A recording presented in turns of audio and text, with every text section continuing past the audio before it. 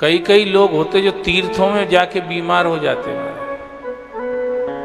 तीर्थों में जाके ज्यादा बीमार होते हैं कई लोग।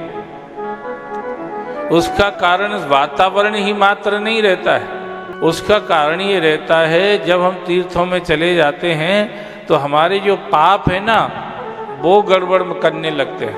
उनको लगता है कि अब हम बचेंगे नहीं, इसलिए वो सोचते कि हम नहीं बचेंगे तो इसको भी नहीं बचने देंगे।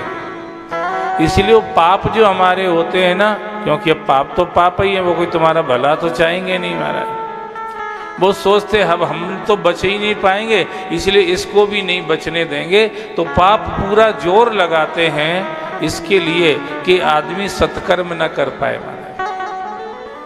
बोलो महाकाल भगवान की जय। पाप पूरा जोर लगाते। कई बार आदमी कहता है क्या करें महाराज, बहुत मन था कि छिपरा में नहाएंगे फिर महाकाल दर्शन करने जाएंगे, पर टाइम ही नहीं था। अरे टाइम नहीं था उसका कारण कुछ और है भैया, तुम्हारे पाप जोर लगा रहे थे, जो नहीं चाह रहे थे कि तुम शिप्रा मैया में स्नान करो और फिर जाके महाकाल का दर्शन करो, क्योंकि अगर ये काम तुमने कर लिया तो तुम्हें इस संसार से नो ड्यूज मिल जाएगा महाराज। तुम्हारी सारी कर्मों की श्रृंखला समाप्त हो जाएगी, फिर तुम कल्याण के अधिकारी बन जाओगे। इसलिए सारे पाप जोर लगाते हैं कि ये आदमी तीर्थ में जाके कोई सत्कर्म न कर ले महाराज। जैसे हमने एक घटना आपको कई बार सुनाई है, उज्जैन में एक आए सक्सेना जी हरिद्वार से बैंक में ट्रांसफर होकर उज्जैन हुए, हरिद्वार से ट्रांसफर हुआ उज्जैन। 3 साल हरिद्वार रह के आए, 3 साल में एक बार भी उन्होंने गंगा मैया में स्नान नहीं किया।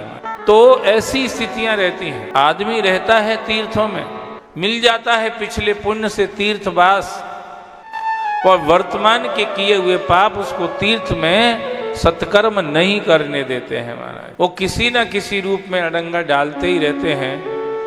कभी तन की तकलीफ हो जाएगी, कभी मन की तकलीफ हो जाएगी, कभी धन की तकलीफ हो जाएगी, कभी परिजन की तकलीफ हो जाएगी महाराज।